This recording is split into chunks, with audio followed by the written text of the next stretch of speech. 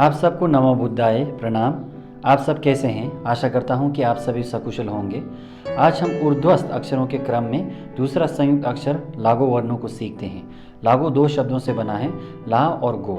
यहाँ पर ला वही है जिसे हमने व्यंजन में सीखा था और गो का अर्थ सिर है, अर्थात सिर पर ला अक्षर वाला। ला अक्षर 10 व्यंजनों में लगता है।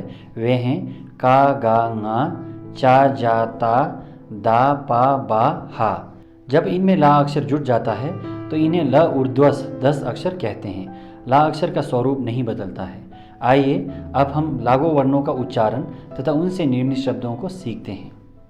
ला का तक का, ला गा तक गा, लांगा तक ङा, ला चा तक चा, ला जा तक जा, ला ता तक ता, ला दा तक दा, ला पा तक पा, ला बा तक भा, लाह तक लाह, ला का तक का, ला का तक का शब्द क्यू कू गा सा कुकपा, कुकपा मीनी गूंगा। ला का तक गा, ला का तक गा, सडेम्बो सेरा सेर, खासेर, खासेर मीनी हल्दी। लांगा तक ङा, लांगा तक ङा, बहुत चा शब्द क्यू चू, ngaपचू, ngaपचू मीनी 50। लाचा तक चा, लाचा तक चा गा सा चक, काय तक क्या शब्द क्यू क्यू, चाक्यू, चाक्यू मीनी अंकुशी। लाजा तक जा, लाजा तक जांगा जंग, खा शब्द क्यू खू, जंखू, जंखू मीनी हरा। लाता तक ता, लाता तक ता दा तेत मानारो मो, तेमो, तेमो मीनी प्रदर्शन, तमाशा। लादा तक दा, लादा तक दाना देन पा मीनी युक्त, निहित।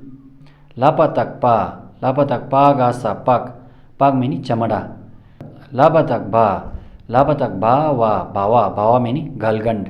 लाह तक ला ना लन, चगी चिगा चिक, लहनचिक मीनी एक साथ। यहाँ लागो वर्णों में लाह तक ला को छोड़कर अन्य संयुक्त अक्षरों के उच्चारण में कोई विशेष अंतर नहीं आता है, अर्थात का अक्षर के ऊपर ला लगने पर भी उसका उच्चारण का ही होगा।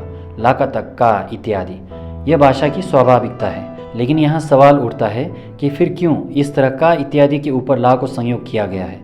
तो इसका उत्तर यह है कि बोडी भाषा में जो हम बोलते हैं उसे वैसे ही नहीं लिखा जाता है, अर्थात हम जिस शब्द का उच्चारण करते हैं उसे वैसा ही नहीं लिखा जाता है। शब्द के उच्चारण और उसके लेखन में अंतर है। यह भी कह सकते हैं कि बोडी भाषा के कई शब्दों का उनके अक्षर विन्यास अर्थात उनके स्पेलिंग के अनुसार उच्चारण नहीं होते हैं। इसलिए अनेक शब्द ऐसे हैं जिनकी वर्तनी और शब्दार्थ भिन्न होते हुए भी उनका उच्चारण एक समान है। इसलिए बोडी भाषा में संयुक्त अक्षरों का प्रयोजन भिन्न भिन्न अर्थ को प्रकट करने वाले शब्दों की वर्तनी को पहचानने के लिए है। धन्यवाद।